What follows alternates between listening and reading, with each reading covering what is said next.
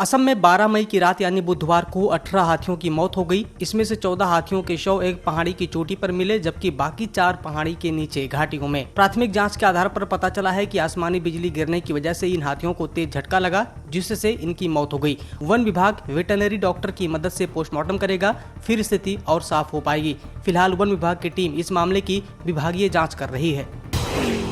Corona महामारी के बढ़ते ही उत्तर प्रदेश से बिहार तक गंगा में लाशों का मिलने का सिलसिला जारी है। अब वाराणसी के रामनगर साइड सुजाबाद घाट के पास 8 जले शव निकाले गए हैं।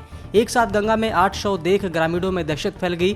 कानपुर के विठुर में गंगा सफाई का अभियान चला रहे राजेंद्र त्रिपाठी बताते हैं कि गंगा में बड़ी मात्रा में अजले शव प्रवाहित किए जा रहे हैं, तो कुछ शव कपड़ों और लकड़ियों में बांधकर भी गंगा में प्रवाहित किया जा रहा है। ऐसे में गंगा के पानी में प्रदूषण बढ़ रहा है।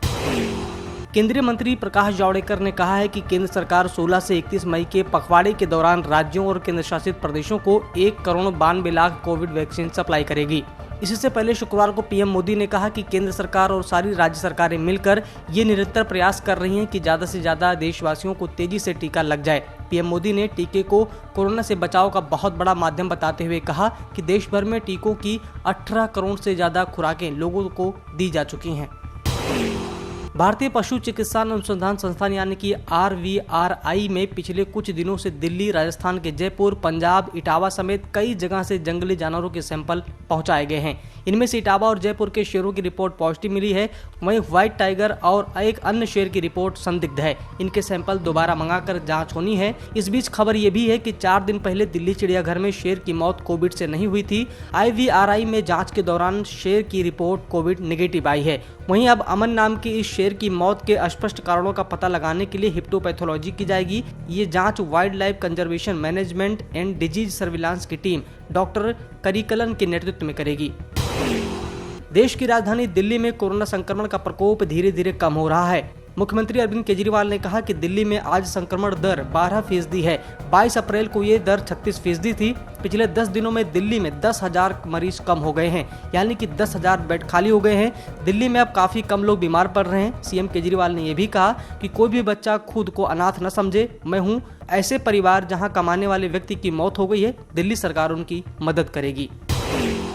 उत्तराखंड में बीते कुछ दिन पहले उत्तरकाशी, रुद्रप्रयाग, देवप्रयाग और बुधवार को कैंची धाम में बादल फटने की घटना पर पर्यटन मंत्री सतपाल महाराज ने दुख जताया है। उन्होंने कहा कि बादल फटने जैसी घटनाओं को देखते हुए प्रतीत होता है कि उक्त रडार क्रियाशील नहीं है। उन्होंने निदेशक मौसम विज्ञान केंद्र देहरादून को पत्र लिखकर निर्देशित करते हुए कहा है कि रडारों की क्रियाशीलता से अवगत कराना सुनिश्चित करें।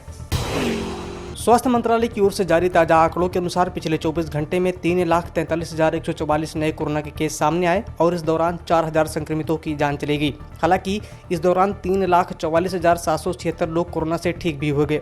इससे एक दिन पहले बुधवार को 3,62,727 नए केस सामने आए थे। कुल कोरोना केस इस वक्त देश में बढ़कर 2,40,46,809 पहुँच चुके हैं।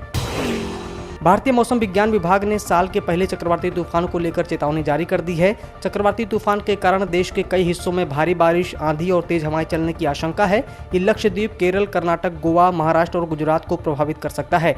ऐसे में मौसम विभाग ने मछुआरों को समुद्र में न जाने को लेकर अलर्ट जारी किया है। विभाग का कहना है कि 14 से 16 मई के बीच केरल, कर्नाटक, तमिलनाडु और महाराष्ट्र समेत कई इलाकों में भारी बारिश हो सकती है।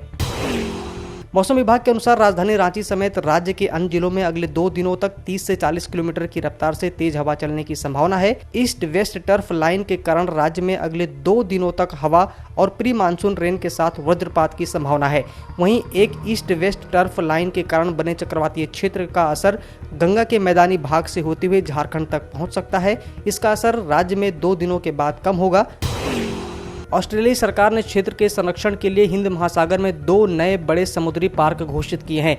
पर्यावरण मंत्री सुसान ले ने घोषणा की कि समुद्री पार्क 7,40,000 वर्ग किलोमीटर, फ्रांस से भी बड़ा क्षेत्र और ग्रेट बैरियर रीफ समुद्र पार्क के आकार का 2 गुना होगा। ये समुद्री पार्क संरक्षण के तहत ऑस्ट्रेलिया के जल के अनुपात को 37 से 45% तक बढ़ा देगा। ले ने कहा कि इस कदम से अवैध मछली पकड़ने पर रोक लगाने में अधिक सुरक्षा मिलेगी। सब्सक्राइब करें पर्यावरण पोस्ट।